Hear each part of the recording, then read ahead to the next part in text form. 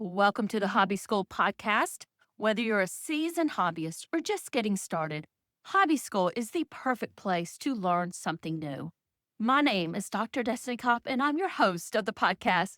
But before we jump into our episode for today, the only thing I ask is that if you enjoyed the episode, please share with a friend and give us an honest review on your favorite podcast platform. This helps us get out the content to more people. I also want to invite you to get on our wait list for our next Hobby School Online Learning Summit. These are free to attend, and you can find the link to join at hobbyschool.com, which is also in our podcast show notes. Now sit back, relax, and enjoy the episode.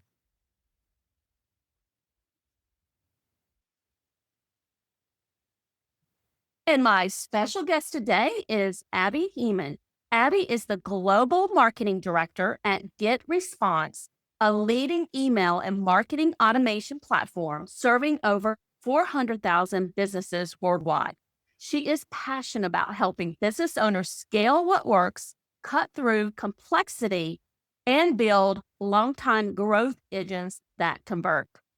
Abby, I am super excited for our conversation today, and I have so many questions for you. But before we get into all that, can you tell the good audience just a little bit more about you and how you help people or how Get Response helps people? Definitely. Thank you so much for having me. It's one of my favorite topics. I've been in SaaS marketing for over 10 years, and much of that in the email marketing space. I also feel that temptation that always comes as I've continued in my marketing journey pulls me away sometimes from email marketing into more kind of short-term quick wins that really weren't sustainable for the businesses I was representing. And then I was seeing it happening time and time again with our customers and folks I was working with directly. I'm excited to talk about one of these favorite topics because it's relevant for me as a marketer, but also what I see with our audience and Get Response customers, which is how creators and marketers can take back some control of their audience and grow on channels they actually own, because too much of us are just too reliant on the whims and regulations and changes that come from other platforms. And so this is what I'm excited to keep talking about whenever I have the opportunity. I know a lot of people are going to be able to relate to the discussion we're having today. We're really going to be diving into what it means to build your business on rented land versus owned land. Now, before we delve into all of that, can you define that for the audience? Definitely. So this is what we like to call owned land versus rented land. And you don't want to build your entire business infrastructure on rented land. Rented land refers to platforms that you don't control. Think Instagram, TikTok, Facebook, YouTube, even Google, right? Like, we don't control the regulations, the requirements, all of the rules that they put forward for how you can market or post and target people. These are excellent platforms that are a good opportunity for helping you discover audiences. One of those, or just those rented platforms, you're building your business on someone else's terms. If they change the rules, you'll have your limit potentially reached quickly with who you can target or how often, or shut down your account altogether, or shut down their business in a particular country. You would lose access to your audience, to the people, the human beings that you're trying to communicate to. And owned land is channels that you own specifically, like your email list, your website, the data that's in your CRM, spaces where you have direct and permission-based, which is important, relationship with your audience. This is something we feel really strongly about, is that rented platforms are excellent. They're often necessary for reach and new discovery, but you don't want to build your business on them alone. You want to have your owned land and access to that data. If you cannot reach your audience without platform permission, then you don't fully own your business and you're more like a guest. So that's really what we want to help get across, is that you definitely need both. I can tell you horror story after horror story of people that I know, like my business best friends or clients, or just people that I've worked with over the years, where things have just happened. Like Facebook just shut down their account and they could never get back into it. So they lost the ability to interact in their Facebook page, their Facebook groups, to run ads. It was a nightmare. It was nothing that they had done. I think their account had gotten hacked in this one particular situation. and they couldn't get it back. They tried and tried and could never get it back. It was such a nightmare. And we know what's happened with TikTok in the past year. That's been an up and down situation. I do have one question for you. You talked about the website and the email list, and I 100% agree. Those are our own platforms. It's what we own. I'm just curious, what are your thoughts on podcasting? As long as you are able to eventually turn these listeners into folks that you can also contact or gain access to directly. It's such a good idea, right? And most folks who are listening into podcasts are quite interested in what the host has to say. And they're probably going to be interested in other forms of digesting the content from their favorite podcast host. So that's where maybe signing up for a newsletter that you can send with advance notice about some of the new materials you have coming out is just another great way to get access to another communication channel. You've got their ears in the podcast. It'd be great to get their eyeballs sometimes, and in particular via their email address. So I think podcast is another such excellent communication and engagement channel with an audience. I just always recommend to try to find a way so you can actually get access to those listeners in another channel, for example, via their inbox. And it's just another opportunity to connect with your content or message. I'd like to delve into this a little bit more. And anybody who's been around me for any sort of time, they know that I'm a huge fan of the email marketing. I also have my newsletter Profit Club, just one of our memberships, email marketing, and that weekly newsletter that we're sending out. A lot of people really struggle with getting people from these rented platforms into their own platforms. What are Yeah. you seeing that's working well for folks? It's such a good point, right? We're all busy. We have 1,000 things going on, lots of different channels. We enjoy listening to our favorite creator through their podcast. And that's what we're used to doing. Contact them via the inbox, right? We don't expect email from them necessarily. But almost always you can find a scenario. We have a great example of one of our Get Response customers who primarily built their business on Instagram. They had 100,000 followers. And we're doing a lot of training for basketball players, helping give trainings and development to different basketball players. They love watching their Instagram content, their videos, and they got all their tips from them on Instagram. They were able to create and then promote a downloadable training program that needed their email address to deliver. And then that turned into, hey, here's additional way for us to continue to share this good content you like from us on Instagram, but in the email channel. And so it's just to try to find what it is that folks really enjoy about your content, and then try to imagine a scenario of a slightly different format that can take, typically in some form of downloadable or other type of asset. This lead magnet is the term that's almost as old as time when it comes to digital marketing. It is just basically a different format in a way that you can deliver it off of this rented channel that folks are using to engaging you with, and downloadable content, other things that are just more accessible whenever you send a direct one-to-one link or access. It still works. It always has worked, and it does still work as long as you're finding the right content and format that will get them to share their email address with you. I would say that would work on all of those rented platforms, whether it's Pinterest, YouTube, Instagram, TikTok. Some might work a little bit better than others. Yeah. Let me ask you this. Let's just say someone is having trouble getting reach on social media, or even getting people to see their stuff on social media. That's honestly one of the biggest complaints that I'm getting right now. They're like, Destiny, I can't even get Instagram to show my stuff anymore. The reach out there is just non-existent. What would you recommend to those people to start growing their own audience? Yeah. And that's where I would say diversity in terms of the channels that you're trying, but then in particular, getting really specific on the audience that you are looking to serve. Most of us are a little bit guilty of going too broad with what we're trying to share, and then we can't be specific enough to be really valuable for our audience. And I think if you can be very specific, like, for example, I want to help parents with children interested in basketball, just to use this one example. Yeah. In this specific region, I can set up really specific trainings, in-person engagements, as well as digital trainings. I can create more relationships with one-on-one and group physical trainings that I can help promote digitally and have happy customers share more about me. It's that kind of counterintuitive of getting a smaller audience at the beginning, but you get hyper focused on how to serve them really good content experiences that then often helps you gain enough traction and have enough happy customers to actually help you share the news And then you can actually scale that to a broader audience like that may be across different channels as well. So I definitely it's diversification in digital channels. Sometimes it means back one-on-one. In this ever increasing digital and AI powered world, what I'm seeing more and more of is what's actually driving is relationships, one-on-one relationships, in-person events is happening more and more common as well when you can and when it makes sense for your business or for your audience, because it's something different that actually stands out in people's minds and deepens their relationship with you. And they're more willing to then share, promote you, tell their friends about it. And that's just that slow and steady approach, which is how people truly build audiences that grow with them.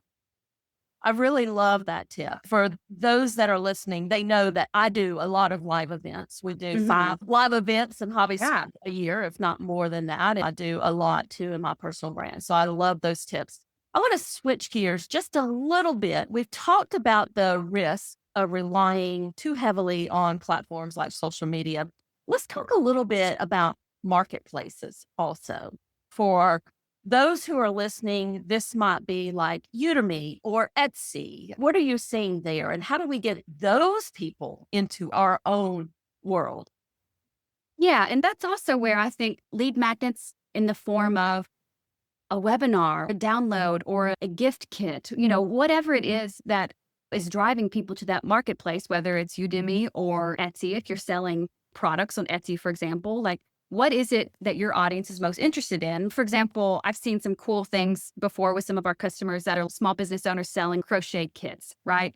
You prepare all of the kits, the thread, the pattern, and everything, but you also have people who are beginners. They're like, I don't know how to get started. I don't know exactly what to do, but they're interested in doing this. So they can offer a free download that is like the quick guide kit with 1, 2, 3 tips with a few extra templates and a getting started that gets them to leave their email address. And then you can actually start connecting with them on, hey, how is it going? Did you go through the tips? Let me know if I can help you. Here's the best kit for beginners like you. It helps you keep that going. Usually people are looking to learn. And that's why at Get Response, we decided to add webinars into our platform because, like you said, having these live events where you can build digital experiences with your audience directly is very natural. Hey, I'm an expert in accounting and I do tax services that I like to promote online.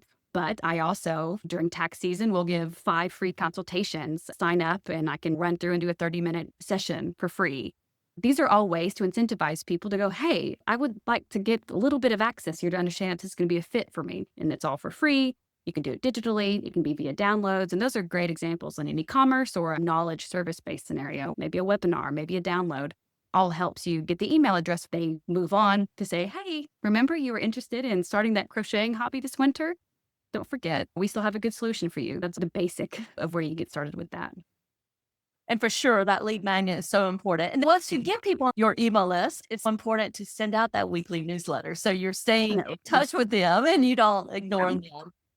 Exactly. Exactly. So, Abby, I would love to pick your brain a little bit while I have you here. I know Sure. that Get Response serves over 400,000 businesses worldwide, and I'm sure you have seen a lot of things that are working. And I'd love to hear about some of those. So, what are you seeing right now that is working related to email, automation, and long term customer engagement? For sure. What I've talked about that's working with quite a few of our customers is what I'm calling these quick wins. Quick wins. So launch one strong lead magnet. I gave the example of GBG Hoops, the basketball training, what started on Instagram. They created a basic getting started guide for parents looking to help improve their basketball skills. Promote that on Instagram, get people to your website, get them to download it. And then you can start monetizing digital versions of your training for people who can't come to the physical location as an additional revenue stream. Super easy, super simple. You don't have to hire a bunch of new people to be able to do this. And it's something that can be an additional revenue stream. That's working well for them. We also have a cosmetics company, for example. So it's a bit different, but I'm showing you the scale. Abandoned cart, something very simple, like somebody visits a website, they put a product in there. We've all done this. We all do this all the time as we shop online and we put something in our cart and then we forget about it and move on. And we should get an email to remind us. And it's not just something that big brands can do. That's something any of us that are selling digital products. It's very simple now to have a website and to be able to automate the way that you can engage with website visitors to help them take the actions that you would like them to do. And it's not complicated. If you have a basic website, now even with GetResponse, you're able to track and do pop-ups on your website to say, hey, it looked like you were checking this. Why don't you fill this form out? I'll send you a quick training video directly to your inbox, and then I'll help you keep track. So there's lots of things you can do even before you actually start selling your products to start automating the experience of visitors to your website to help them proceed with that next action you want them to take, which will help you eventually turn that into your business. That's all things that you can automate using technology. You don't have to know how to do code to pop things up in your website. It's something that you can just easily install and launch with a marketing platform. And I think that's an important point. Anybody can do this. I mean, we've set up the cart abandonment emails and they were super easy to set up. That's the beauty of technology now and these platforms. It's not complicated. I'm not a technical person. That's not what I do. It's not what a team does. We're marketers. We like to be creative and connect with people. But that doesn't mean we can't leverage technology that makes it easy for us to capture folks on our website. Before we wrap it up, do you have any last minute tips for the audience? It's a great question. And I just feel really strongly that anybody out there that has an idea and has an idea on how they can be helpful to their audience can create a business. You should not build it only on rented channels. So it's excellent if you have found momentum and a general audience on YouTube as a good starting point. But just know for the longevity and security of your business and your investment, you should definitely be finding your next step into how to turn that into a long-term viable business for yourself. And that starts by capturing that email address. Create a lead magnet that they can download, leave their email address, and then send them regular email communication with updates and news. You can still send them back to the channel where they found you and where you post your videos. But for the health and safety and security of your business, make sure that you capture that email address and stay in touch via their inbox, because things can change. Things change with Google. We see it happening right now. If SEO and online search was a main way to capture an audience, that's changing like never before. YouTube rules change, TikTok regulations with different laws in different countries. You never know what can happen. But GetResponse has been in business for more than 20 years, serving email marketing. And I'll tell you, the world has changed a lot, and so has email marketing, but we are still here, and it is still a viable, accessible channel that has really stood the test of time, and it is going to continue to do so even as all of these other things develop. So that's my plea to anyone out there with a creator business or a small business. It's excellent to use these social media channels for discovery and for expansion, but always capture that email address and stay in touch with them in the inbox. And speaking of free gifts, you have one for the audience too. Yes, we do. We have a new guide called Own versus Rented, and it gives you step-by-step instructions for how you can leverage these rented lands to gain discovery and strategies that have worked for GetResponse customers, folks who are creators, folks who are small businesses who actually turned their kind of rented land only business into a sustainable revenue generating business on their own terms, on their own land. And we also offer a 30-day free trial that comes with dedicated onboarding support. So you can have to talk to a human being that will help you set this stuff up while you're testing it out, hopefully with a comprehensive guide, good examples from similar customers or folks like yourselves, and the dedicated support. We want to be there for you if you're ready to take the next step. I love the dedicated support aspect of that. I think that really puts that personalized, humanized touch on it. Sure. This stuff, it's hard. I mean, it's hard because we're all doing so much. We're all trying to do 1,000 different things, and it's impossible to be an expert in everything. So it's really important to get the help where you can, and we're happy to offer that. Well, Abby, thank you so much for joining me today and sharing all of your wonderful knowledge with everybody. Well, thank you so much for having me. It really was a fun conversation. Thank you so much for listening today. Don't forget to sign up for the waitlist so you'll be the first to know when our next free Hobby School online learning summit launches. The link is in the show notes for this episode, or you can go to hobbyschool.com, and that's Hobby School with school without an H in it. Talk soon.